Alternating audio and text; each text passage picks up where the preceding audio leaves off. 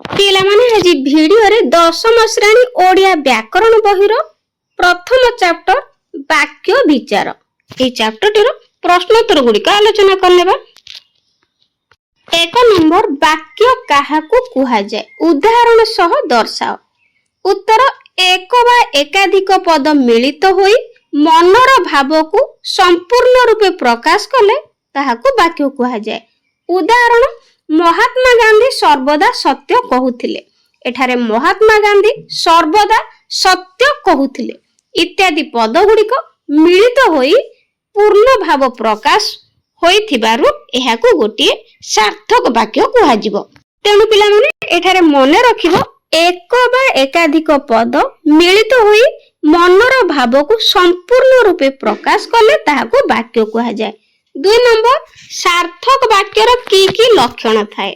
ଉତ୍ତର ଗୋଟିଏ ସାର୍ଥକ ବାକ୍ୟର 3ଗୋଟି ଲକ୍ଷଣ ଥାଏ ଯଥା ଯୋଗ୍ୟତା, ଆକାଂକ୍ଷା ଓ ଆସକ୍ତି।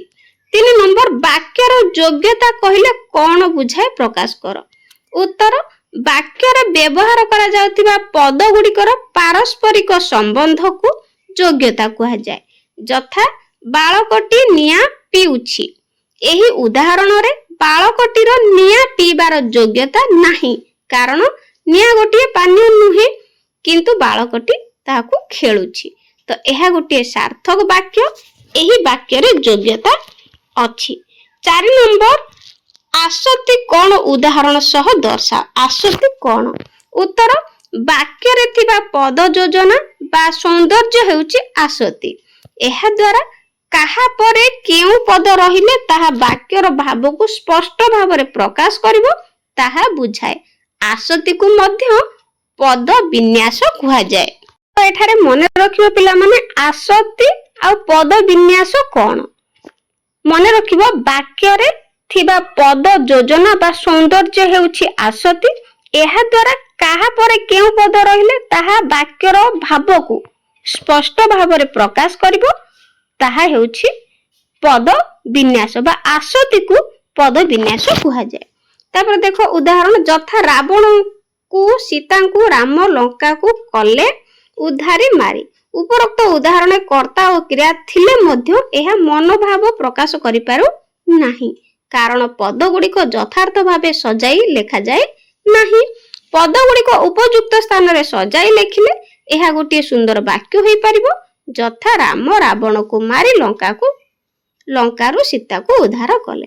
ତାପରେ ଆକାଂକ୍ଷା କହିଲେ ତୁମେ କଣ ବୁଝ? ଉତ୍ତର ବାକ୍ୟରେ ଥିବା ଗୋଟିଏ ପଦ ଅନ୍ୟ ପଦ ଗୁଡିକର ଅର୍ଥ ବୋଧକତା ପାଇଁ ଅପେକ୍ଷା କଲେ ତାହାକୁ ଆକାଂକ୍ଷା କୁହାଯାଏ। 6 ନମ୍ବର ବାକ୍ୟାଂଶ କାହାକୁ କୁହାଯିବ ଦୃଷ୍ଟାନ୍ତ ଦେଇ ବୁଝାଅ। ଉତ୍ତର ବାକ୍ୟର ବୁଝା ପଡୁଥିବା ନିର୍ଦ୍ଦିଷ୍ଟ ଅଂଶକୁ ବା ନିର୍ଦ୍ଦିଷ୍ଟ କେତୋଟି ପଦ ସଂହତିକୁ ବାକ୍ୟାଂଶ କୁହାଯାଏ। ଯଥା ପିଲାଟିର କଥା ଶୁଣି ଶିକ୍ଷକ। ତାପରେ ଏହି ବାକ୍ୟଟି ପୂର୍ଣ୍ଣ ବାକ୍ୟ ନୁହେଁ। ଏହାକୁ ପୂର୍ଣ୍ଣ କରିବା ନିମିତ୍ତ ଆଉ କେତୋଟି ପଦର ଆବଶ୍ୟକତା ରହିଛି। ଯଥା ପିଲାଟିର କଥା ଶୁଣି ଶିକ୍ଷକ ଆନନ୍ଦିତ ହେଲେ। ମୂଳ ବାକ୍ୟ ସହିତ ରେଖାଙ୍କିତ ପଦ ଗୁଡିକ ଯୋଗ କରାଯିବାରୁ ବାକ୍ୟଟି ପୂର୍ଣ୍ଣ ହେଲା। ତେଣୁ ପ୍ରଥମେ ଦିଆଯାଇଥିବା ବାକ୍ୟର ଅଂଶଟି ପୂର୍ଣ୍ଣ ବାକ୍ୟର ଗୋଟିଏ ଅଂଶ ତେଣୁ ଏହାକୁ ବାକ୍ୟାଂଶ କୁହାଯାଏ। 7 ନମ୍ବରରେ ଖଣ୍ଡ ବାକ୍ୟ କାହାକୁ କୁହାଯାଏ? ଉତ୍ତର ସମସ୍ତ ବାକ୍ୟର ସମାପିକା କ୍ରିୟାଯୁକ୍ତ ଅଂଶଟିକୁ ଖଣ୍ଡ ବାକ୍ୟ କୁହାଯାଏ। ଯଥା ଯେଉଁମାନେ ମିଥ୍ୟା କୁହନ୍ତି।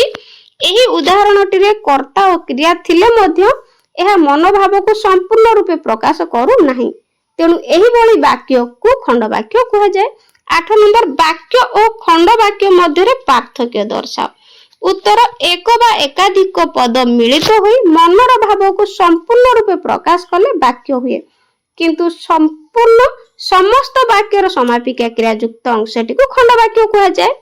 9 ନମ୍ବର ବାକ୍ୟ ପାଇଁ ଆକାଂକ୍ଷାର ଆବଶ୍ୟକତା କିପରି ଅଛି ଉଦାହରଣ ସହ ଦର୍ଶାଅ।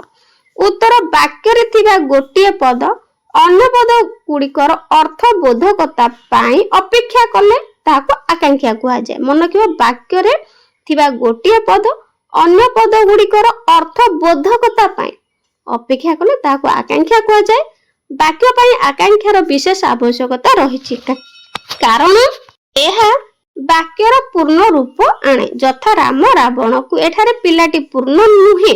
ଏଠି ବାକ୍ୟଟି ପୂର୍ଣ୍ଣ ନୁହେଁ, ଏହା ଅନ୍ୟ କିଛି କଥାକୁ ଅପେକ୍ଷା କରୁଛି। ଏହାର ପୂର୍ଣ୍ଣତା ନିମିତ୍ତ ଭାବେ ଏହାକୁ ଲେଖାଯାଇପାରେ, ଯେମିତିକି ଯଥା ରାମ ରାବଣକୁ ବଧ କରିଥିଲେ।